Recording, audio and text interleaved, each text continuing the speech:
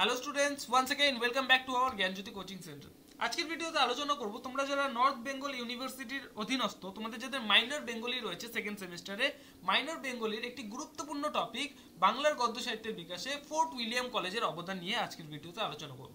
তার আগে তোমাদের জানিয়ে রাখি, তোমরা যদি আমাদের সাথে অনলাইনে যুক্ত হতে চাও, তোমাদের সমস্ত সাবজেক্ট মিলিয়ে মানে এমডিসি, ভিএসসি, তারপরে মেজর, মাইনর সমস্ত সাবজেক্ট মিলিয়ে তোমার যে টোটাল কোর্স ফি দাঁড়াচ্ছে শুধুমাত্র 999 রুপিস। তার জন্য তোমরা উপরে দাও দুটো নাম্বার 6295916282 নাম্বারে আমাদের সাথে যোগাযোগ করতে পারো, অথবা 7076398606 নাম্বারে আমাদের সাথে যোগাযোগ করতে পারো। তোমাদের যে টোটাল কোর্স ফি রয়েছে সব সাবজেক্ট মিলিয়ে, আমি তো বললামই টোটাল কোর্স ফি হচ্ছে 999 রুপিস। চলো তাহলে স্টুডেন্টস আজকে ভিডিওটা শুরু করা যাক। ভিডিওটা শুরু করার পূর্বে আমি বলতে চাই যে এই যে নোটটা রয়েছে, এই নোটটার যে স্ট্রাকচারটা, এই স্ট্রাকচারটা ভালো মতো বুঝতে হবে। ঠিক আছে, প্রথমে দেওয়া আছে তোমাদের একটা ইন্ট্রোডাকশন। ঠিক আছে, ইন্ট্রোডাকশন দেওয়া আছে, তারপরের যে প্যারাগ্রাফটা দেওয়া আছে সেখানে তিনটি উল্লেখযোগ্য পণ্ডিতদের কথা বলা হয়েছে ফোর্ট উইলিয়াম কলেজে, যথা উইলিয়াম ক্যারি, রামরাম বসু এবং মৃত্যুঞ্জয় বিদ্যালঙ্কার। প্রথম যে প্যারাগ্রাফ রয়েছে এখানে উইলিয়াম ক্যারির সম্পর্কে বলা হয়েছে। সেকেন্ড যে প্যারাগ্রাফটা রয়েছে সেখানে বলা হয়েছে রামরাম বসু সম্পর্কে, এবং থার্ড যে প্যারাগ্রাফটা রয়েছে সেখানে বলা হচ্ছে মৃত্যুঞ্জয় বিদ্যালঙ্কারের সম্পর্কে। ওকে, আর লাস্ট যে প্যারাগ্রাফটা রয়েছে সেখানে একটা কনক্লুশনের সাথে নোটটাকে সমাপ্ত করা হয়েছে। এই হলো তোমাদের এই নোটের যে স্ট্রাকচারটা, এই স্ট্রাকচারটা। চলো তাহলে আজকের ভিডিওটা শুরু করা যাক। কি বলেছে, বাংলা গদ্যের বিকাশ হয়েছিল শ্রীরামপুর মিশন ও ফোর্ট উইলিয়াম কলেজকে কেন্দ্র করে। কি বলেছে, বাংলার যে গদ্যের যে বিকাশ হয়েছিল সেটা হয়েছিল শ্রীরামপুর মিশন ও ফোর্ট উইলিয়াম কলেজকে কেন্দ্র করে। বিদেশ থেকে আগত সিভিলিয়ানদের এদেশীয় ভাষা সংস্কৃতিতে শিক্ষিত করার অভিপ্রায়ে গড়ে উঠেছিল এই শিক্ষা প্রতিষ্ঠান। কিসের জন্য গড়ে উঠেছিল? এই যে বিদেশ থেকে যে বিভিন্ন সিভিলিয়ানরা ভারতবর্ষে এসেছিল, এদেশীয় ভাষা ও সংস্কৃতিতে শিক্ষা, মানে এদেশের যে ভাষা এবং সংস্কৃতি রয়েছে এই সংস্কৃতির শিক্ষা তাদেরকে প্রদান করার জন্য এই যে ফোর্ট উইলিয়াম কলেজ, এই ফোর্ট উইলিয়াম কলেজটা কি করা হয়েছিল, গড়ে তোলা হয়েছিল। ঠিক আছে, নতুন শিক্ষক হিসেবে নিযুক্ত করা হয়েছিল বাঙালি পণ্ডিতদের, কেননা এদেশের ভাষা সংস্কৃতি সম্পর্কে সিভিলিয়ান পণ্ডিতদের তেমন স্বচ্ছ ধারণা ছিল না। তবে এর মধ্য দিয়ে বাংলা গদ্যের বিকাশ খুবই সহজেই হয়েছিল। ওকে, খুবই একটা সিম্পল ইন্ট্রোডাকশন।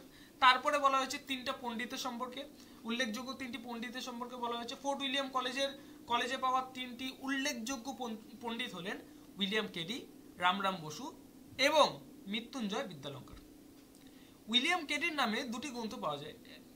এই প্যারাগ্রাফটা কার সম্পর্কে? উইলিয়াম ক্যারির সম্পর্কে। কি বলা হয়েছে, উইলিয়াম ক্যারি নামে দুটি গ্রন্থ পাওয়া যায়, যথা কথোপকথন ও ইতিহাসমালা। কি কি দুটি গ্রন্থ? এক নম্বর হচ্ছে কথোপকথন, দু নম্বর হচ্ছে ইতিহাসমালা। এই যে দুটি গ্রন্থ উইলিয়াম ক্যারির সম্পর্কে পাওয়া যায়। ঠিক আছে,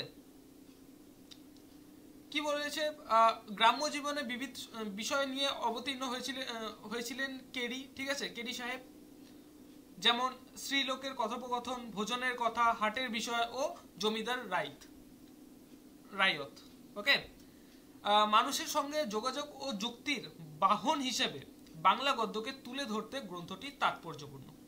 অন্যদিকে ক্যারির ইতিহাসমালা গ্রন্থে প্রাচ্য ও পাশ্চাত্য নানা অনুবাদমূলক গল্প এখানে স্থান পেয়েছে, তবে সবই সরস ও সহজ সরল। ওকে, আসলে ক্যারি মানুষকে গল্পের ভাষা আয়ত্ত করে দিতে চেয়েছিলেন। এই যে প্যারাগ্রাফটা ছিল এটা ছিল ক্যারির সম্পর্কে। এইবার যে প্যারাগ্রাফটা পড়বো সেটা পড়বো হচ্ছে রামরাম বসু সম্পর্কে। কি পড়বো? রামরাম বসু সম্পর্কে এই প্যারাগ্রাফটা পড়বো। রামরাম বসুর নামেও আমরা দুটি গ্রন্থ পাই। কটি গ্রন্থ? দুটি গ্রন্থ। এক নম্বর হচ্ছে রাজা প্রতাপাদিত্য চরিত্র এবং সেকেন্ডটা হচ্ছে লিপিমালা। এইবার পড়ি মানে রাজা প্রতাপাদিত্য চরিত্র সম্পর্কে। রাজা প্রতাপাদিত্য চরিত্র গ্রন্থটি বাংলা ভাষায় লেখা প্রথম মৌলিক গ্রন্থ। কি বলা হচ্ছে, এই যে রাজা প্রতাপাদিত্য চরিত্র রয়েছে এটি হচ্ছে বাংলা ভাষায় লেখা প্রথম মৌলিক গ্রন্থ। ইতিহাসের প্রতাপাদিত্যকে সামনে রেখে লেখক কল্পনা ও জনশ্রুতিতে এমন এক কাহিনী গড়ে তুলেছেন যা থেকে গল্পের ভাষা বোঝা যায়।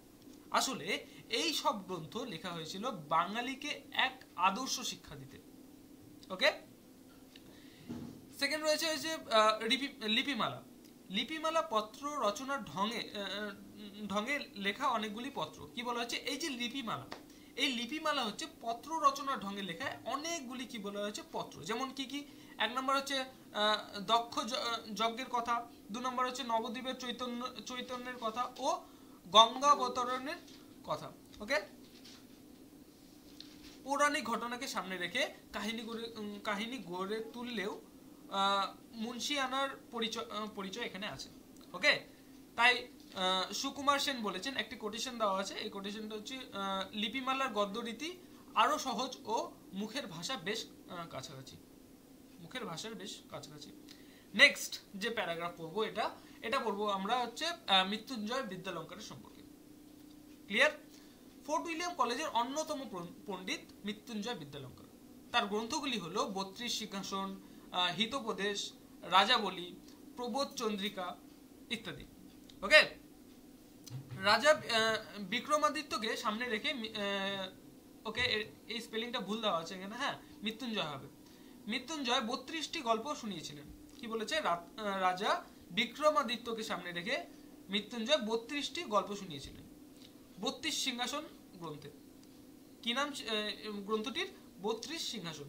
ওকে, তবে গদ্যের সরসতা সহজেই লক্ষ্য করা যায়। অতীত ও সেকালের ইতিহাসকে সামনে রেখে লেখক গড়ে তুলেছিলেন রাজাবলী গ্রন্থ। ঠিক আছে, সজনীকান্ত দাস এই গ্রন্থ সম্পর্কে লিখেছেন, একটা কোটেশন দেওয়া আছে, কোটেশনটি হলো বাংলা ভাষার ভারতবর্ষের সর্বপ্রথম ধারাবাহিক ইতিহাস তাহাতে সন্দেহ নেই। কি বলেছে, বাংলা ভাষা ভারতবর্ষের সর্বপ্রথম ধারাবাহিক ইতিহাস তাহাতে কোনো সন্দেহ নেই। ব্যাকরণ, অলঙ্কার, ইতিহাস নিয়ে প্রবোধ চন্দ্রিকা গ্রন্থ গড়ে উঠেছে। কি কি নিয়ে? ব্যাকরণ, অলঙ্কার, ইতিহাস নিয়ে প্রবোধ চন্দ্রিকা গ্রন্থটি গড়ে উঠেছে। বিদ্যাসাগরের পূর্বে মৃত্যুঞ্জয় প্রায় যথার্থ গদ্যশিল্পী, সে বিষয়ে কোনো সন্দেহ নাই। ওকে, এবার লাস্ট যে প্যারাগ্রাফ সেটা হচ্ছে কনক্লুশন। ওকে, ইংরেজরা নিজেদের সুবিধার্থে ফোর্ট উইলিয়াম কলেজ গড়ে তুললেও লাভ হয়েছিল বাঙালি ও বাংলা সাহিত্যের। বাংলা গদ্য হাঁটতে শুরু করেছিল, এই যে বাংলা যে গদ্য, এই গদ্য বলা হচ্ছে হাঁটতে শুরু করেছিল, সে পথেই পরবর্তীকালে আমরা রামমোহন রায় ও বিদ্যাসাগরকে পাই। ঠিক আছে, নইলে বিদ্যাসাগরের যাত্রাপথ বোধহয় অনেকটা কঠিন হতো।